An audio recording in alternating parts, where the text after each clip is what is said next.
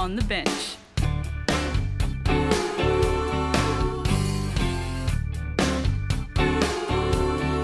On the bench. On the bench.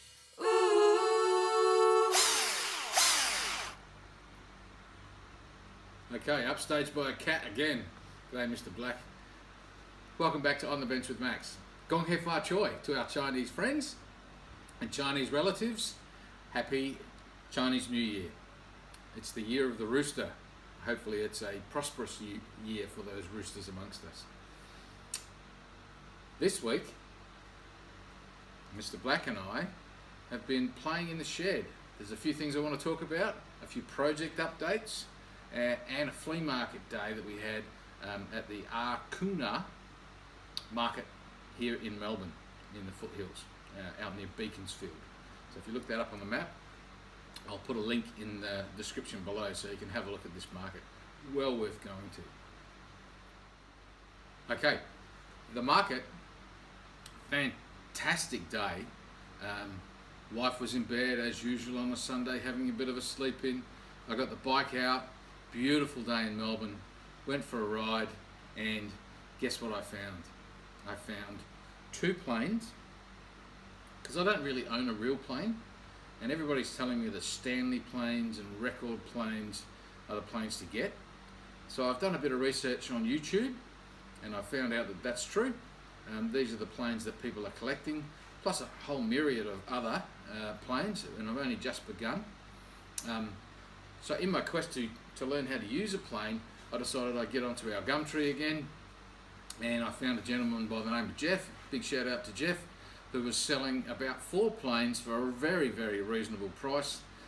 They all need restoring, but on the way to see Jeff in Beaconsfield, I popped in at the Oakley markets. That's where I bought all those other trinkets that I showed you on the last episode, and there, lo and behold, were 2 more planes, and I got them for a bargain. So I'll go through those planes now and show you what I got. So here they are, my collection of planes. So let's start right down the end here. This is a Stanley. It's a it says a number 110 on it. Now these are completely unrestored. It's made in England. It's a beautiful little plane. Everything's nice. Even the iron is not chipped or scored or anything like that. So I'm going to really enjoy restoring that one. So that was a great buy. Then this one here, this is made in Australia. I'll take this piece out because it was missing one. So this is a Record number 4. Just checking on that, number 4, it says in there. This is a Record number 4. So I've got to get all the original pieces, and this piece here I've just borrowed off a wrecked plane that I had in there. So complete, needs a bit of restoration, which I really enjoy. Here's a Stanley number 4. As you can see, a bit of rust. This one actually had a broken handle, and you can see the bend in that. So I'm tipping that this thing has been dropped off the bench at some stage, and it broke the handle. Somebody's had a go at gluing it together. So what I might do is I'll probably bring that back up into some sort of flush, and then I'll fix it from there. But in the meantime, I've put a plastic handle on it from the same bits and pieces plane that I picked up from the local hardware store.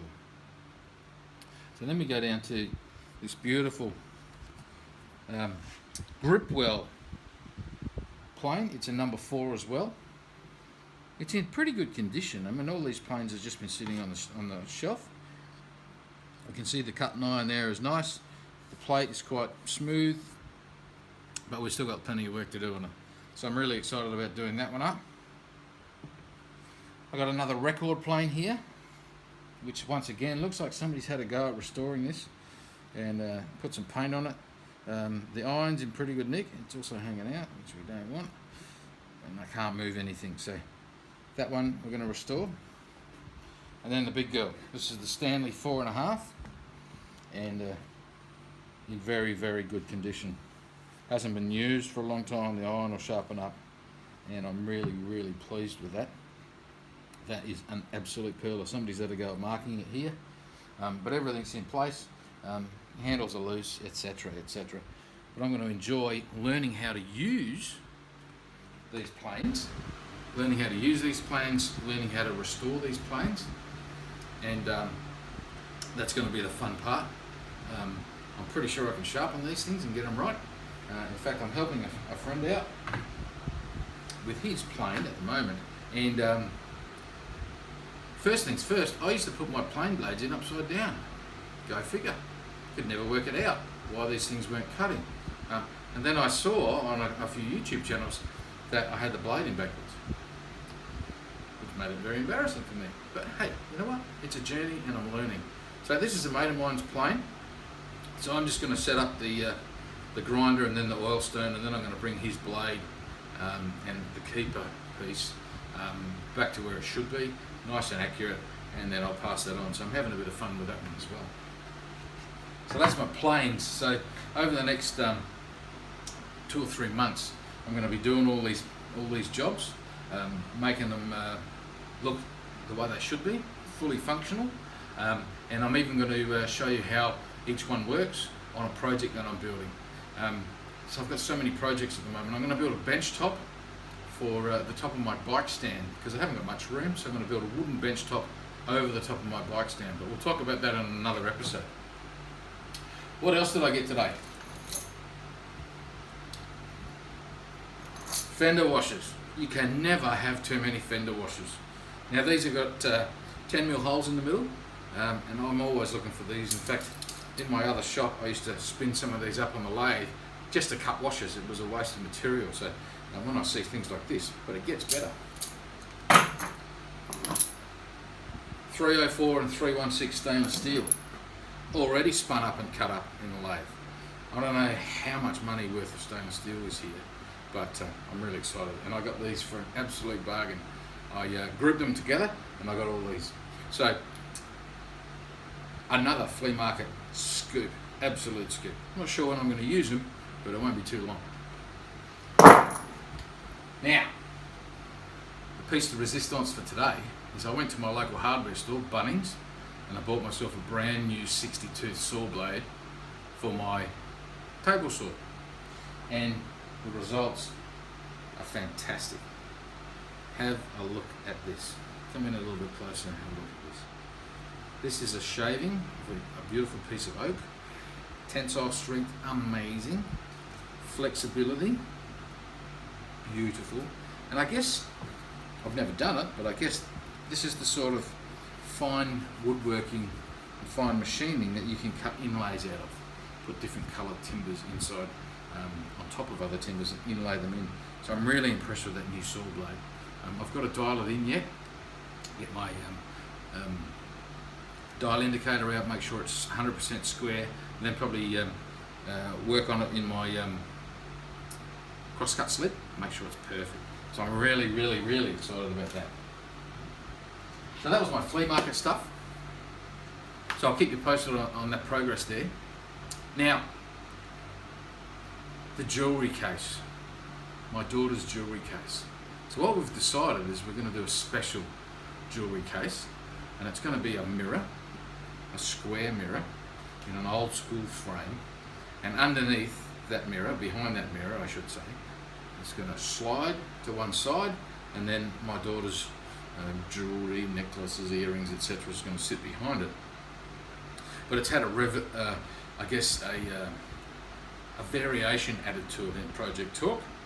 Now she wants a makeup toolbox, so to speak, underneath the mirror, so she can get to all her makeup things, I guess, what girls use, and all in one spot, so she can get her makeup, she can organise her jewellery. So that's coming up. The design's almost finished, and we'll be starting to purchase materials. New project came in during the week from my son, who's a chef, and he asked if I could build him a oil stone or a water stone block. Now, not having the dimensions of his block, I could go by some of the oil stones that I've got here. So I've decided I'm going to make him a wooden vise, so a sliding vise on dovetails that can adjust to any size block or waterstone out of some exotic timbers. They look exotic, I'm not quite sure what they are, but this is a slither off one, so I think that bit's oak. And I've got some other hardwoods that we're going to play with, and I'll make a timber vise that slides on a dovetail, and it gives any range of movement for whatever oil stone or plate that he's got. I'm going to use our routers, and it's going to be standing on a few little feet, so I'll take you on that journey with me when I'm making that project. I've got a big shout out, a couple of shout outs actually. Eddie Paris from Audio Bunker in WA. Thanks Eddie for mixing the On the Bench with Max theme song. Absolutely fantastic, really love it. And I'm going to put the link to Audio Bunker down here in the description, so you guys can go and have a look. It's WA's premier mixing recording studio, and Eddie's a wealth of knowledge on all that. And finally, another big shout out to Channel Ralph, a new subscriber, and Ralph loves the channel, and he's given me some advice on what he really likes about it. He wants me to build a big mousetrap for Mr. Black. Maybe we will do that, but thanks very much for the fantastic comments, Ralph, and it's really, really appreciated. Look, to everybody that's subscribed, to everybody that is watching the channel, we're seeing the statistics rise. We've got 2,000 minutes of viewing going on now, and everybody's having a look. So really, thank you so much for supporting the channel, and I hope to bring some really good content and make sure that the journey is captured on film. Another big shout out to my beautiful wife for taking the film, doing the editing, and generally keeping me sane. So enough said from me. That's it. You've been on the bench with Max.